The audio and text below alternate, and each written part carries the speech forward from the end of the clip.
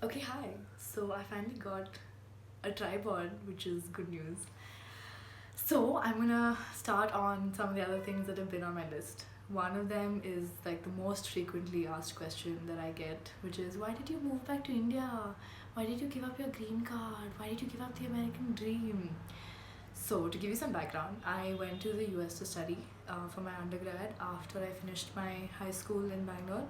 So, I was born and raised in Bangalore, went to Atlanta for college, struggled through 4 years of college, worked in Atlanta for another 3 years, and then moved back to India. I was working with the same company in India, and then I quit that job to be an actor, vlogger, random bohemian, I don't know what I'm doing with my life type of person. So I think there were mainly three reasons that I moved back to India. Having given it a chance for a solid 7 years, I gave it a chance with college. I gave it a chance with work. I even had my work visa. A lot of people are forced to move back because they don't have a work visa. I had mine and I still gave it up and moved back. So three reasons. One is I felt like my life had become monotonous. I'm a very, as I've mentioned in videos before, I like lots of different things and I like knowing about lots of different things. And I felt like I reached a point where my work was really engaging and I really enjoyed it, but it became going to work, coming home, going to the gym, eating, sleeping, doing laundry, going out once a week. I traveled a bit, and this is not to say that I didn't have an exciting life. Like from the outside, I definitely had. I had a really high paying job, I had a car, I had a really cool apartment, super cool friends. We were all like doing amazing things every weekend. But to me, I felt like I had hit like a formula. I had discovered a formula that was unlikely to change for another couple of years. And that sort of scared me.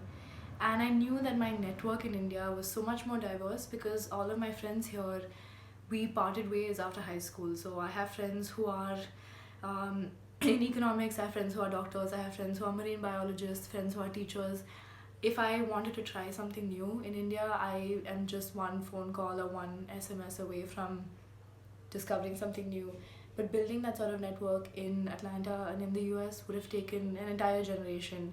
I know maybe my kids would have had a much more exciting life if I had stayed there, but it was going to be too much of an investment for me, especially knowing that I had such a cool network here. And also, the work visa in the US is a little restrictive in the sense that you have to maintain your job. You can't really make any income doing things on the side. You can, but it's a very tedious process with paperwork and things like that. So moving home would have opened up a lot of options for me. So I'm really glad that I did that. The second reason was that I started to really miss my family. I missed my grandmother's funeral. I missed a cousin's wedding.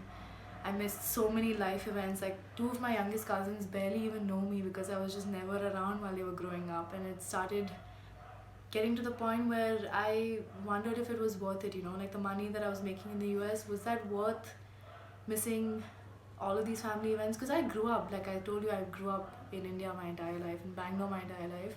So all of my cousins, all of my grandparents, my aunts and uncles, all of them helped raise me. Like it was a very communal, it takes a village to raise a child type of experience, and to give that up and to struggle not alone. I had some really good friends and I had really good company. I had family in the US, but to struggle for a dream that was not necessarily mine was definitely difficult.